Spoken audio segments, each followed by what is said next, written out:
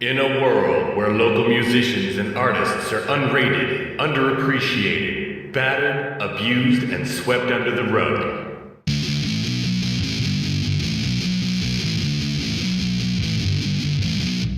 living show to show without benefits like medieval gestures.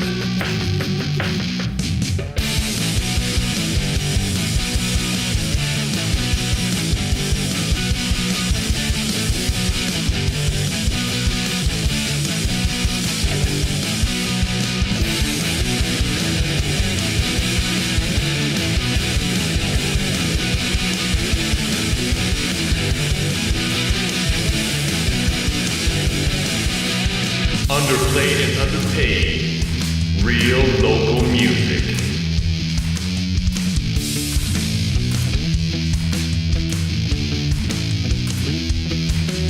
We've gone rogue. Email us at bryancfru@gmail.com. Viewer discretion is advised.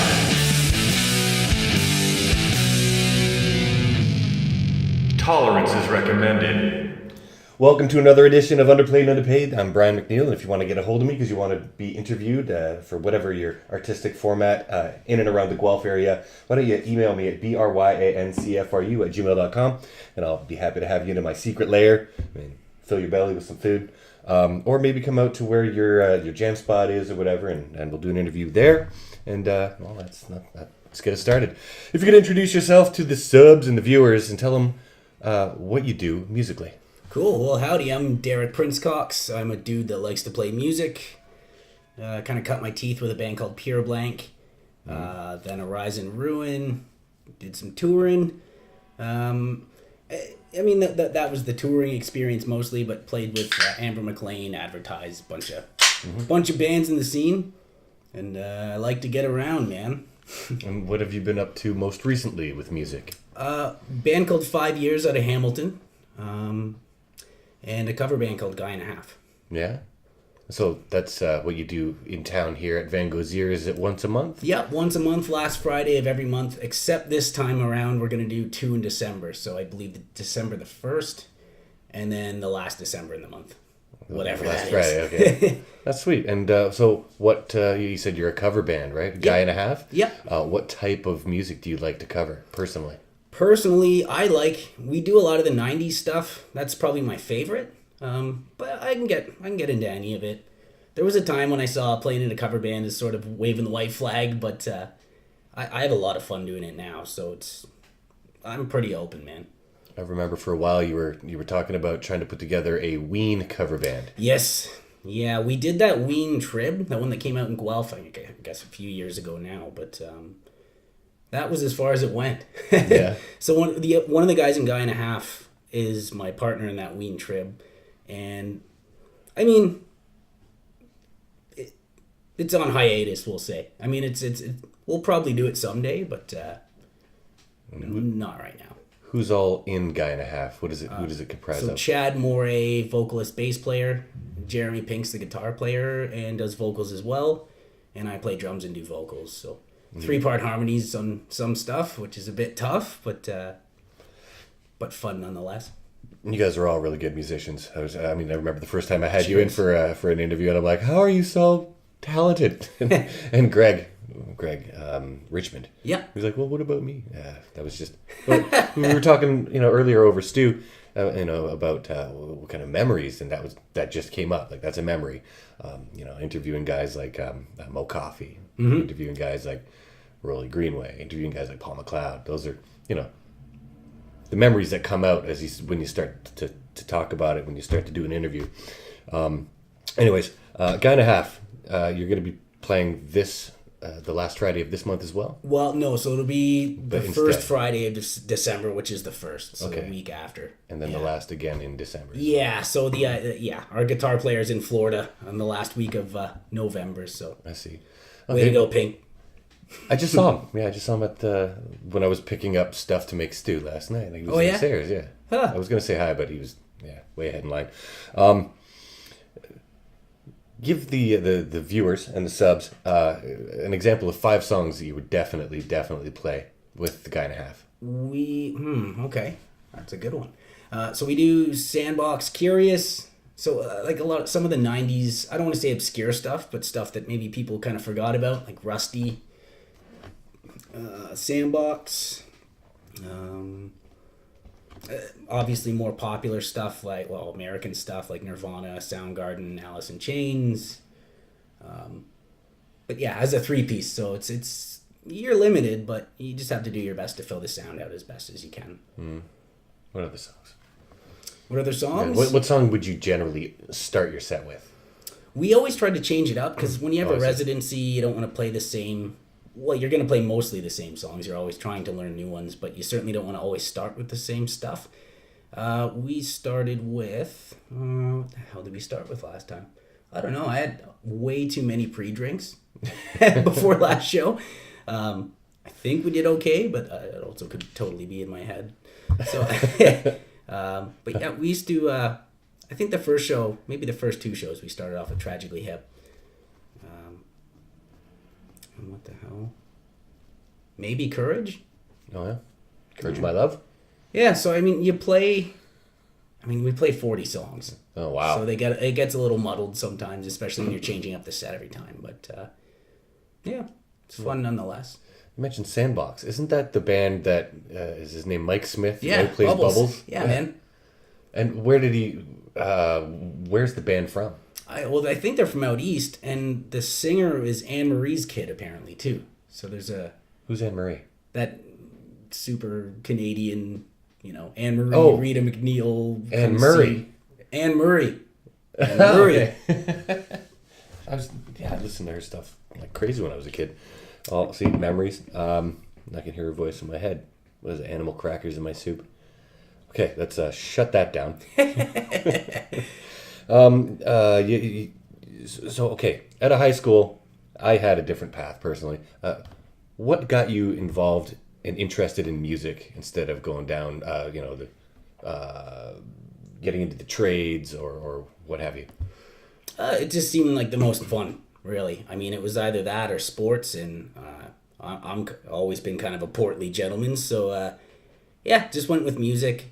I don't want to say it kept me out of trouble, but it helped. I mean, yeah, could have ended up worse. that's for sure. Well, and speaking of high school, who did you go to school with that also went through a decent music career? Not too many dudes from Erin. I went to school at Erin District. And yeah, not a lot of them really went on to tour that I'm aware of. Yeah. Basically in Erin, you basically just had to get the hell out. So you either went to Guelph or you went to Orangeville. I came to Guelph and just immediately fell in love with the Guelph scene, and that's sort of where I started. Yeah, what was going on in Guelph at the time? Who really stood out? We used to bro down with this band called Shiver. Then there was Sick, of course, which was the guys that went on to start Pureblank with me. It was super new metal days, man. Gotcha. It was lots of big pants and spiky Dep 8 hair. I was listening. Initially, I thought this was going to be an interview about a Ween cover band because you were pretty prominent in talking about it a while back. But so I put on a couple albums from Ween earlier, and I was like, were they ahead of their time? Oh, well, I don't know. I just think they existed in a parallel universe, man. Like, they just, to me, Ween is the most punk rock band imaginable. They've just always flown their own flag, and they obviously do not care about trends or criticisms or anything like that. So yeah, I mean, I don't know that they were ever ahead of the time or behind the time. They were just sort of, parallel universe, dude. Yeah, well, you would have obviously been listening to them at that point in time when you were in Guelph initially. Did that heavily influence the songs that you guys were creating at the time? No. So, I mean, Ween's always been my favorite band, but a lot of the dudes I've rolled with in the past probably wouldn't share that, but which is why, my buddy Chad, who's in Guy and a Half, and the Stallion, our Ween hiatus band, why we get along so famously is we just love the shit out of that band. Nice. Yeah. All right, well, so let's talk a little bit about the Guy and Guy 0.5, as I mentioned that one time. Yeah, Guy and a Half show that you guys do. Where do you perform it? So Van Gogh's here, first floor. And talk about your first few gigs that you guys have had. They were cool, man. I mean, it's sort of by the third set, people kind of bugger off. I don't know if that's us or just people that have somewhere else to be, or it's bedtime or whatnot. But yeah, we do 3 sets throughout the night. Start around 10, end up around 1:30. Yeah, about 40 songs. And so the first couple gigs, it was a starting point, you know. I think we're all aware of that. Mm-hmm. So each gig we've pulled out a few more people, and people hang out a little longer. So I think we're onto something. Cool. Yeah. Any memorable moments that happened at any of these particular Guy and a Half shows? Well, see, part of our shtick is that we're drinking pretty much the whole time. So the whole experience is cool. I mean, obviously, I get to drink beer with my buddies and play tunes, and some other buddies show up and people start dancing. I really like the older dudes that just dance their asses off, just cutting a rug, man. It's awesome. Nice. So you're thinking about possibly putting together a podcast. Yeah. Talk about what interests you with the podcast world. See, I'm super behind the times, so I kind of just fell in love with the podcast thing, maybe 2 years ago. Getting to the point where I probably listen to podcasts as much, if not a little bit more, than music. Who do you watch, or what podcasts would stand out? Dude, anything. I mean, Radical Personal Finance. I really like Joe Rogan, Joey Diaz. Pretty much everything, and that's the beauty of it, is you can get so much content for free, right? If you want to learn how to, do finances and stuff like that, you can do that for the price of free on iTunes, and I just think that's super cool. So I kind of fell in love with the idea, and it's also just a creative outlet. So, chance to get together with a buddy and have an interesting conversation. Mm-hmm. Yeah. So the idea is to do kind of a hopefully weekly interview, just with people that kind of go above and beyond the grind. So, or people that have worked so hard at their passion that they get to do that for a living, right? That's super interesting to me. Yeah. Yeah. Definitely. Maybe something I kind of want to do too. So maybe I'll, it's a networking tool, and I'll maybe ride their coattails a little bit and get some tips and trades on how not to have to do the daily grind if I don't have to.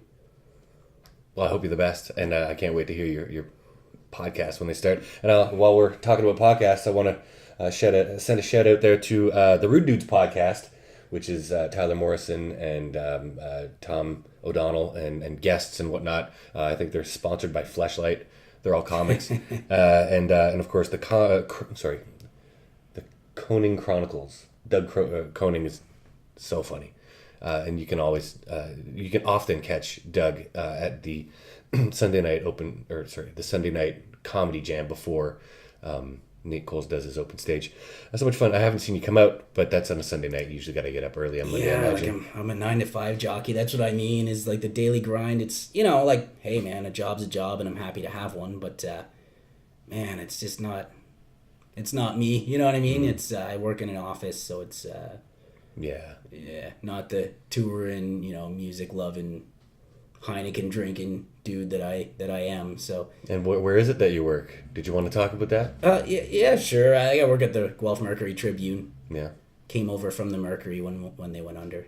Mm-hmm. Fun job. Do you get to any like we were talking about the post-secondary? Is it like mind expanding, or is it you're copy and pasting and making orders for articles? It's challenging. I mean, I work in circulations. It's got its challenges, and that's cool. I like problem solving. That's all well and good. Mm-hmm. It's a good job. I can't complain. Nice. Oh, Bob, I forgot to, before we moved on from your possible podcast, first off, what would you call it? I'm just thinking of calling it The Walk Show. Yeah? Nickname ever since high school is D-Walk, and it's just easy. I don't know. I hate naming stuff, and I'll take years to find something that I like and then find a reason why I don't actually like it, so I think I might just settle on that. Why is your nickname D-Walk? Reference to Ewok. I was a hairy teenager, man. I could grow a beard basically by the time I was 17, and my friends, I think, were secretly jealous, but they wanted to kind of make fun of me anyway. So took Derek and Ewok, and there you go. There you go. Sounds about right. Anyway, is there going to be a return of Wakeless? I would like to think so. So Greg and I will kind of throw texts back and forth every few months and just sort of say, "Hey man, like, you still into this?" Yeah. And then months go by, and I mean, we have five new songs.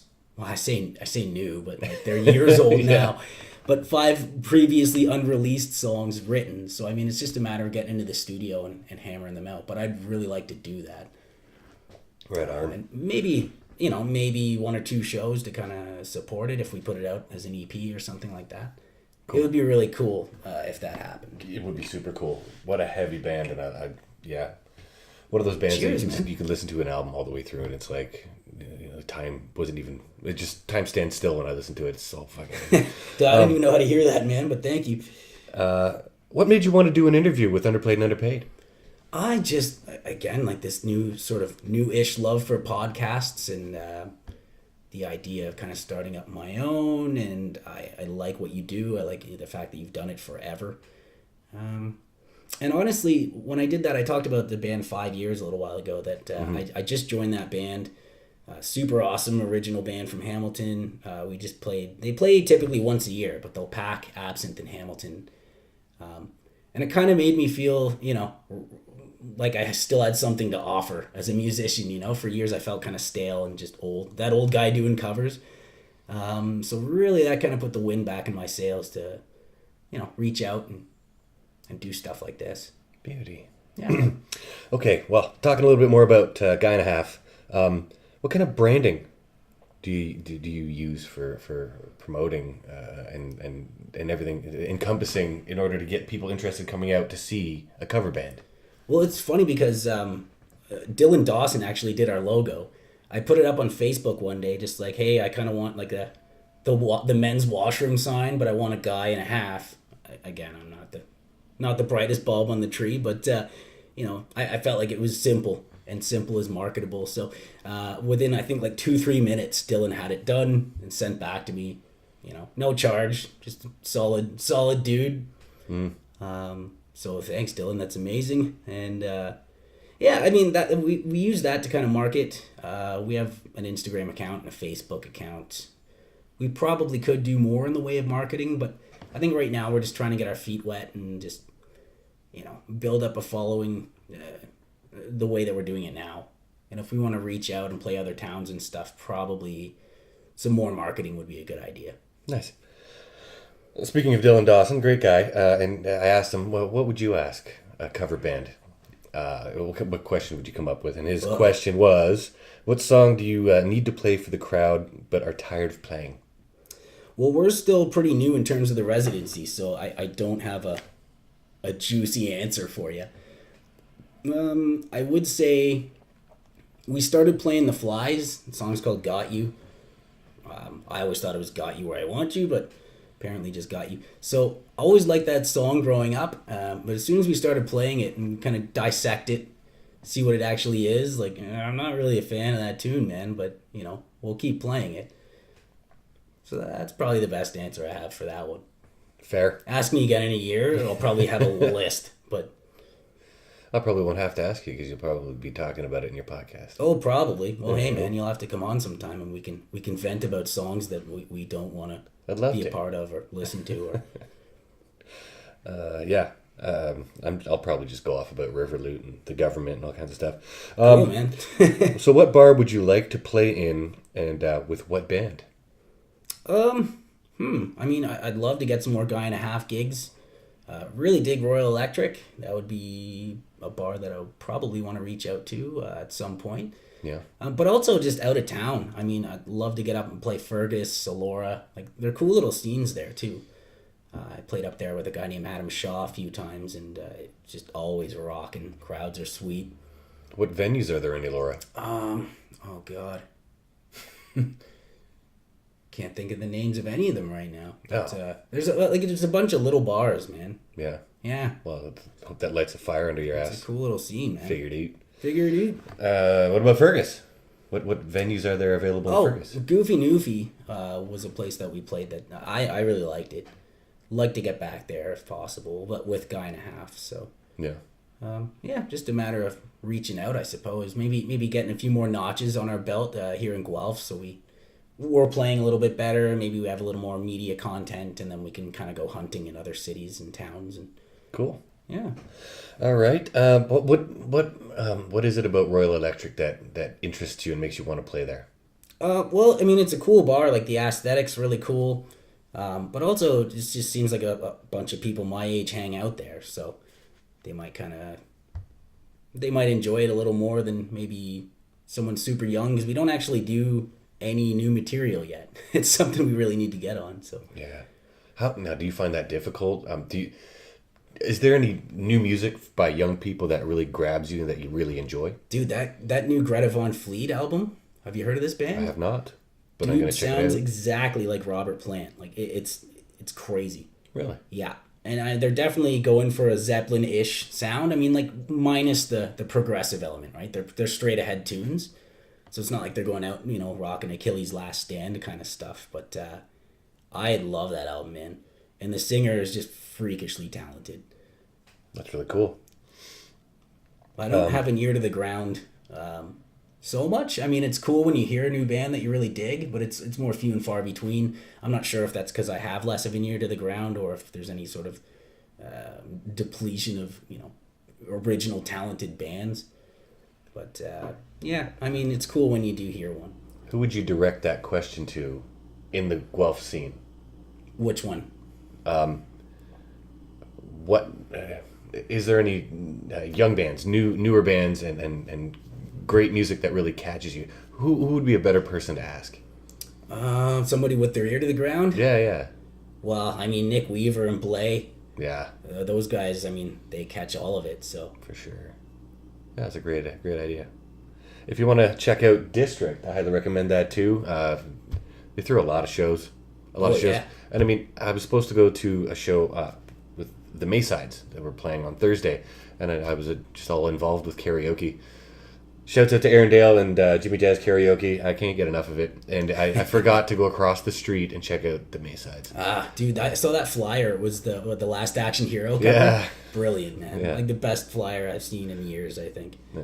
Sorry, Maysides. Okay, so any books that you've read recently that you would recommend to the subs and the viewers?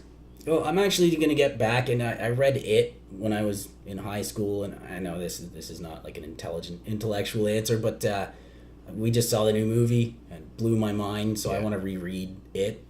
I feel like it was closer to the book than the 90s one. But yeah. Yeah, I just watched it the other day. Great movie. Well done by everybody involved with that. Movember.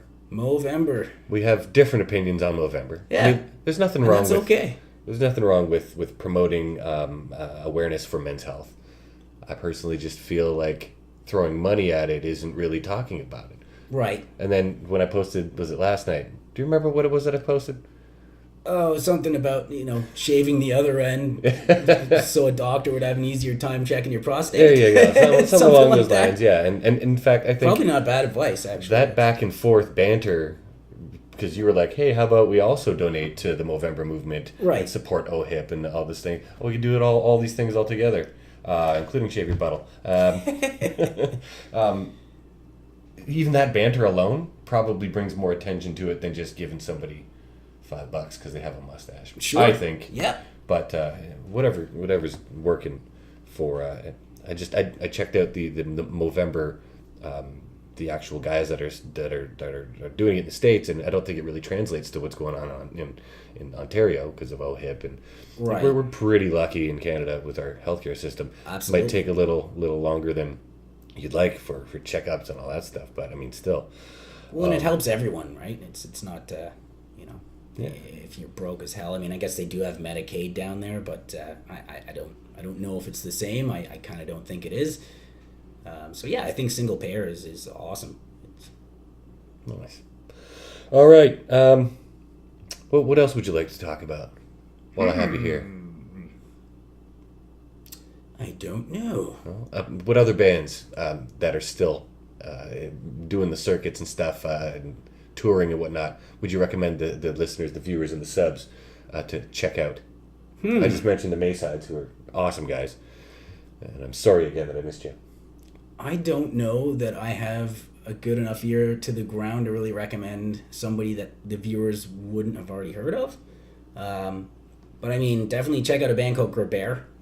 Yeah. Super badass two-piece band from Cambridge. It's Steve and Mark, formerly from Tugnut, if you remember that band. Oh, yeah. Steve went on to play in the Great Sabatini. Mark ended up playing in Fuck the Facts. So I hope I can drop that bomb. Yes, we don't give it's a it band fun. name, so Yeah. cool.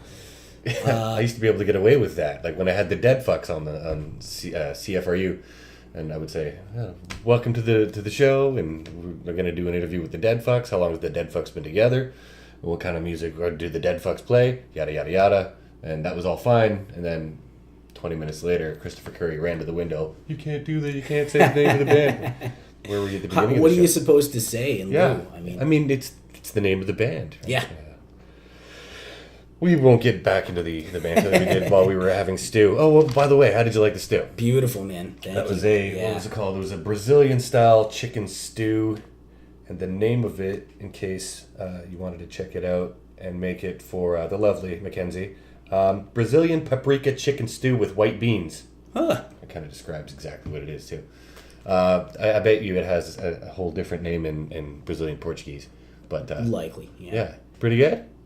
Delicious, Would yeah. would you eat it again? I would, actually, if you would send me the recipe. Now, some people get kind of touchy with that, right? It's Oh, I'm like, happy to share food, man. that's amazing.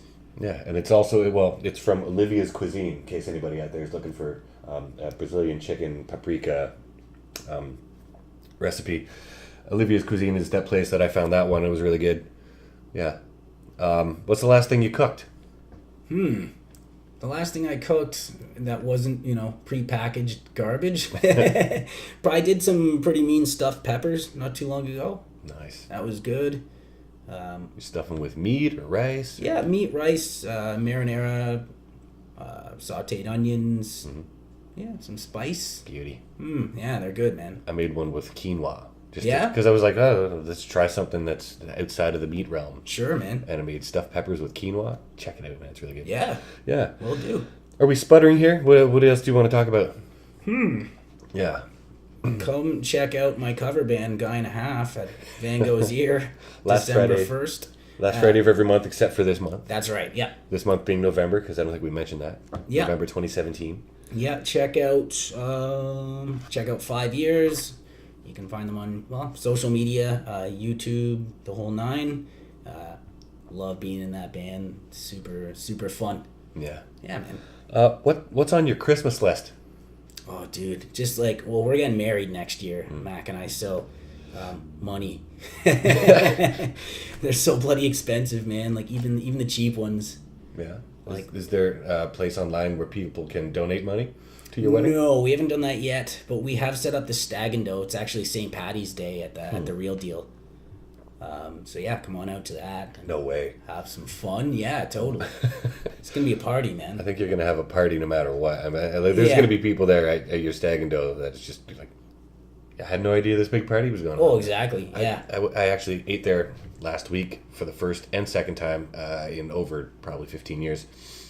I went there for the breakfast because I heard that the pizza was amazing. It is. Yeah. Oh, I think that's an understatement. Yeah. It is really, really, really good. Well, it's fantastic. Check out the Real Deal's pizza, everybody. Yeah. Shout out to Rico. Yeah, Dude rules. yeah. I just wish they wore hairnets. Whenever I see it, even if they're wearing a ball cap, that's all I can think about while I'm eating the food. Yeah, it well, tastes Chad- great, but what is that? Is that cheese? Chad actually works there, and he basically looks like Jesus. So there's a lot of hair everywhere. I didn't know he worked at the deal. I think he does a shift a week. Oh, I see. Yeah. Good guy, Chad Morey. Yeah, man. What other projects is he part of right now, musically? I don't think he's doing anything else right now. Yeah. Oh, I see. All right. Working along McQuaid. That's right. We can definitely talk about that. Yeah, is he moving up? He's not just a part-timer anymore, right? No, he's a full-timer, and apparently he's killing it, man. I mean, he seems to be, lockstep in with their mandate. He loves it there, and, God, every time I talk to him, he talks about how awesome his day was. So Yeah. it's awesome to be able to do something 40 hours a week that you really love doing. Does he also teach lessons there, or is he on the sales floor? No, he's on the sales floor. I see. But he knows everything about every piece of equipment in that bloody building. So, Yeah. yeah. Yeah, I can imagine that would fantastic take guy. a lot of reading and research. Great guy to have in a band, I imagine. Oh, absolutely. Yeah. Yeah. And he definitely got the gas, man, like the gear acquisition syndrome after he started there. So he's showing up every second week with a new pedal or like, oh, I just bought this bass, you know. Cool, man. Like, What kind of new dynamics has he brought to the guy and a half recently? You said pedal. yeah, I mean, recently a vocal delay. He's and this is, I think he's bought 3 separate vocal pedals that he doesn't really dig one, so he'll try another one and so on and so forth. So I think he's tinkering around with a new one. I don't even know what it is. I feel like it's a TC, but no, it might be a Line 6. But I don't know. I'm not big on vocal effects personally, but hey, to each their own. I mean, as long as he doesn't stink up the mix with his stupid auto-tune voice, then it's all good. But I do love delay, man. The vocal delay is the only effect that I'm super into. And we'll give a little bit of prop up Jeremy Pink, because he's really talented too. Oh my God. What does he bring to Guy and a Half? Why should people come out to see him specifically? Because he's a shredder. But like the thing I've always called Pink the Jerry Cantrell of Guelph. So he's an absolute shredder, but he does it tastefully. There's some guys that can play a million notes, and he certainly can. But I like the fact that he kind of pulls back and feels it out a little more. Nice. Well, a lot more, really. I mean, you look at a guy like Malmsteen, it's like, cool, man, you can play a million notes in a minute, but like, you're not really playing anything, in my opinion. Yeah. So I think the thing with Pink is he's got the equal amounts technique as he does soul, and I think that's a rarity with a lot of guitar players. Cool.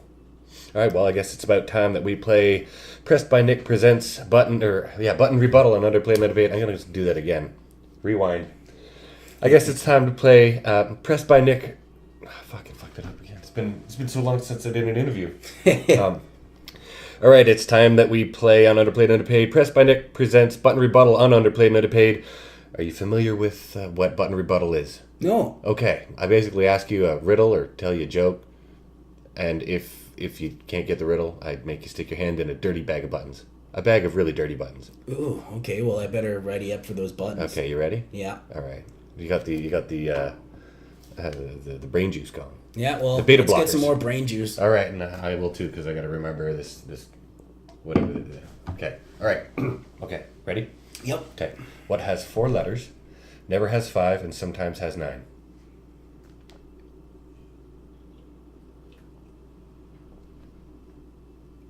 I don't even know if I can hazard a guess, dude. Good, because your stone silence was actually a perfect response, because it wasn't a riddle, it was a statement. What has 4 letters, never has 5 letters? So I'm still going to have to make you stick your hand in a dirty bag of buns, because sometimes also has 9 letters. So stick your hand in there and tell the viewers what you won. So I pull one out? Pull one out. Pull one out. Shake it all about. Shake it all about. Oh my God! Is that a sphincter? Yeah, that's it. Well, that's our original buttle button. Ah, It's the buttle button for rebuttal button. The buttle. Oh, okay. I get it. Dude, There you go. I'll wear it with pride. Fantastic. And since you're such a wonderful person, why don't you just tell us why you deserve a green, beautiful, underplayed and underpaid button, and I'll give you one. Oh, I don't know that I do deserve one, man, but I would You're too happily humble. accept one. You're too humble, and there you go. Thank you very much for playing Pressed by Nick presents Button Rebuttal on Underplayed and Underpaid. If anybody out there in the Guelph area wants to have some buttons made, contact Pressed by Nick right on Facebook. It's Nick Clark. Also, if he's a good guy. He goes and he does the punk rock flea market.